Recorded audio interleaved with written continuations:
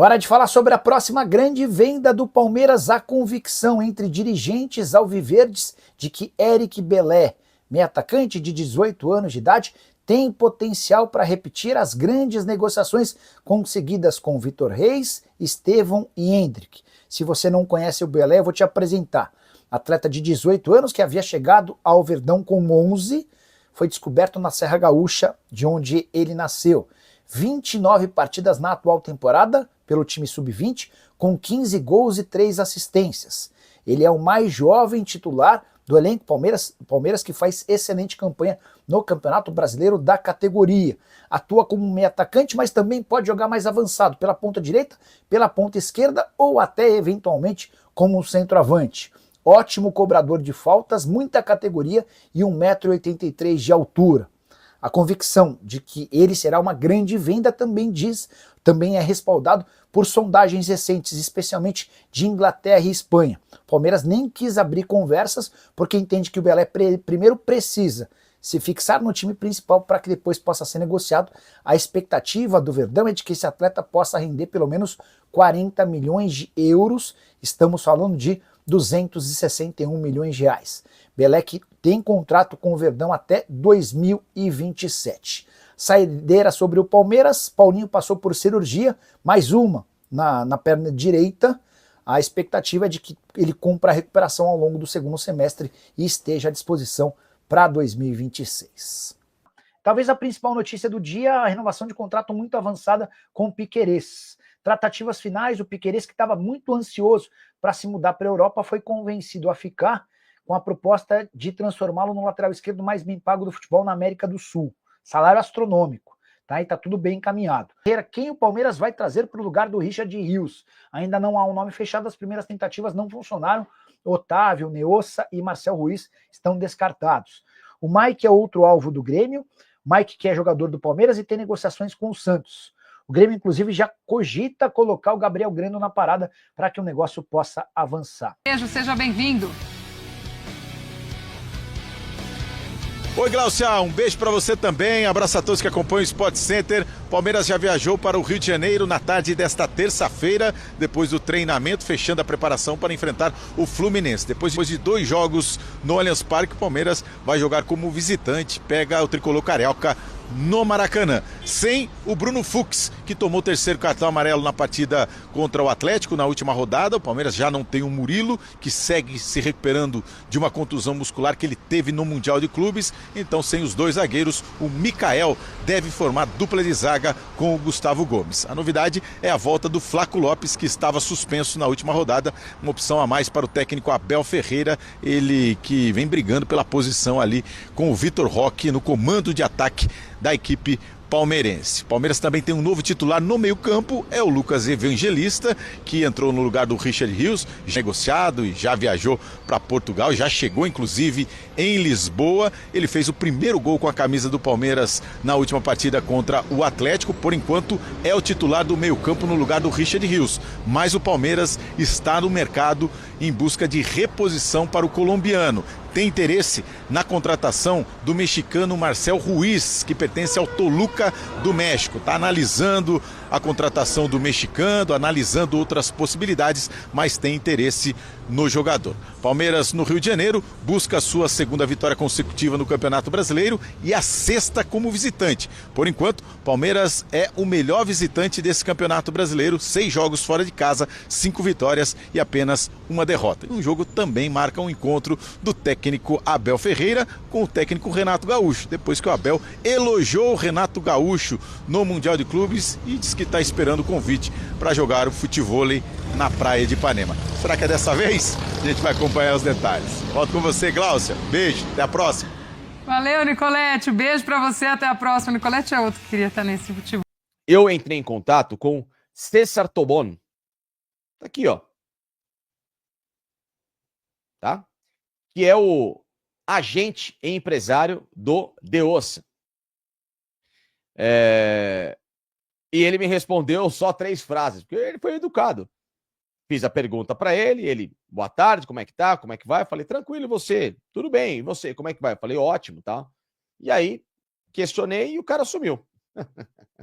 Tudo bem, acontece, isso é normal no futebol, né? Eu tô mais acostumado com isso do que vocês, sei lá, fazerem qualquer coisa que no seu dia a dia é bastante corriqueiro. Isso é normal, isso não aconteceu nada. Ah, o cara andou para mim, não. Às vezes o cara, né, viu que eu tava com alguma informação, com alguns questionamentos que pudessem deixá-lo naquele momento de saia justa, o cara prefere ficar em silêncio e tá tudo certo, não muda nada. Não tenho raiva nenhuma do César Tobon, mas só tô mostrando para vocês que eu estou atrás da informação, como aqueles haters idiotas vêm aqui achar que a gente mente, que a gente inventa, que eu tô aqui para ganhar like e nada, e tá aqui, meu amigo, tá aqui, ó, tá?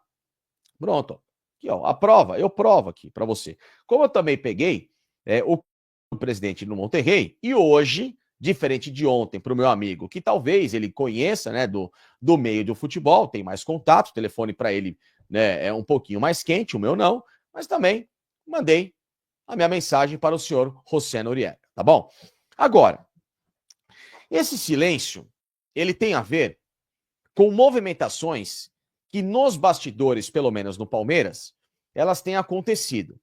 Oficialmente, tá? Oficialmente, o Palmeiras nega toda e qualquer investida em jogador. É praxe do Palmeiras, oficialmente. Nos bastidores, o Palmeiras, sim, ele está prospectando, tá? Esses 4 nomes que agora se tornam 2 para esse restante aí de janela de transferências que, se der errado, e quando o Palmeiras está na parada, dar errado é bastante comum, o Palmeiras pode buscar uma outra alternativa. Mas, a princípio, o que aconteceu, tá? O nome do De Ossa, por que ele ganha essa força? Porque o grande sonho, a tentativa de oportunidade de mercado era com o Otávio. Tá? Nessa história do Al Nassr, que ele foi tirado de lado, que os empresários entraram em contato com os clubes brasileiros e ofereceram o Otávio. E o Palmeiras foi um deles. Pois bem, o Palmeiras retornou a ligação para entender o formato. E o problema é que, como eu já explicava ontem para vocês, o salário do cara é muito alto, na casa aí de 7 milhões de reais por mês, eles não estão dispostos a baixar essa pedida radicalmente para jogar no Brasil. Então seria um Otávio querendo jogar no Brasil com um salário semi-árabe. Não dá. Não dá. É impossível. Isso não vai acontecer. Então foi muito mais uma tentativa frustrada para sentir, né? Os caras veem que os clubes estão com dinheiro, quem está mais desesperado, e aí o cara às vezes acaba lá fazendo uma proposta maior.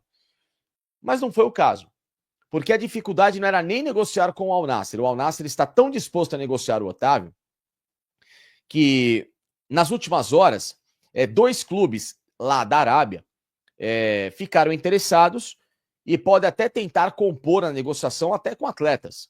O Ahly, que era do Firmino, e o Al-Qadisiyah, que é outro clube lá, menorzinho em relação ao Al-Ahly, né? Os 4 grandes lá, Nasser, Hilal, Ittihad e Al-Ahly, né? Então o Ahly surge com essa possibilidade. E esses caras têm grana. Então, dificilmente acredito que o Otávio vá sair do Oriente Médio por causa dessas questões. Ah, mas ele custou 60 milhões de euros. Não, o problema não é com o Nasser na negociação, não é? Porque os caras já entenderam que o jogador flopou com o Jorge Jesus, não tem conversa, o cara não quer, eles têm que se livrar do cara e ninguém vai pagar 60 milhões de euros, nem os próprios árabes. Então, vamos colocar o cara dentro da realidade, que é muito bom jogador, que para mim seria o meu favorito. Né? Para quem viu ele jogar em Liga dos Campeões, com o Porto, sabe do que eu tô falando, né? E com a própria seleção portuguesa, jogador de Copa do Mundo, jogador de Nations League, enfim, muito bom de bola, tá? Brasileiro revelado aí no Internacional. Então, essa história do Otávio caiu por terra. A não ser que o cara ligue pro Palmeiras e fale, realmente, Palmeiras, eu topo aí ganhar o que vocês pagam aí no teto salarial do clube, que é muito longe do que ele ganha. A não ser que seja por isso, mas, por hora, esfriou essa história. Do Marcel Ruiz é aquilo que eu expliquei ontem para vocês aqui na live. Lembra? O que eu expliquei para vocês ontem sobre o Marcel Ruiz? O jogador não tem nenhuma pressa de ouvir e bater martelo por propostas que o Toluca se colocou à disposição de ouvir, e ele não é o mais caro deles, tá? O Marcel Ruiz é mais barato que o De Osso, é mais barato que o Otávio e mais barato até do que o Wendel. Só que ele é um cara que colocou como objetivo, até a pedido do treinador da seleção mexicana, o Javier Aguirre, que convenceu alguns jogadores que estão com negociações em curso a preferirem a Europa do que permanecer na América Latina, para fortalecer a seleção mexicana, que no ano que vem vai jogar a Copa do Mundo em casa, é uma das sedes do México, né? México, Canadá e Estados Unidos. Ele não tem pressa alguma de tomar essa decisão. Avisou o staff dele ao Palmeiras que fez um contato para entender se seria possível, e o staff respondeu: olha, a gente não vai tomar nenhuma decisão até o final da janela, até termos uma certeza de alguns encaminhamentos, então não é uma contratação que agora a gente vai responder. Porque ele tem a prioridade e ele quer ir para a Europa. Então o Palmeiras ficou em segundo plano dos caras. É mais um que cai por terra. E o Wendel é aquela situação que eu falei, o empresário dele, Júnior Mendonça, né? Ele prospecta o cara quase que toda semana para clubes brasileiros. Inclusive, quem entrevistou ele, entrevistou com aspas, né? Que é importante, né? E o cara falou em on, não em off, mas em on, porque foi publicado, o Nicola, né? Que em breve vai ser meu companheiro de um projeto aí que já vou contar para vocês quando puder. Mas o Nicola, ele publicou a entrevista, né, ou parte dela lá no R7, onde ele tem a coluna, com esse cara e falando que é desejo do Wendel jogar aqui no Brasil. Que ele gostaria, mas que os russos lá são mais difíceis para fazer negócio, que é o que eu falava aqui para vocês. Então, tudo aquilo que que vocês têm lido por aí tem acontecido. Ainda mais essa questão do Wendel, que é um jogador de 20 milhões de euros. Os russos querem isso. Menos, acho quase impossível, porque lá eles trabalham com passe fixado. Então, o nome do De Ossa se tornou a alternativa que o Palmeiras enxerga pelo seguinte: o Monterrey pode querer 20 ou pedir 20 de início, mas conversando, talvez a negociação saia por menos. Eu acho realmente difícil, não vai ser do jeito que o Palmeiras quer.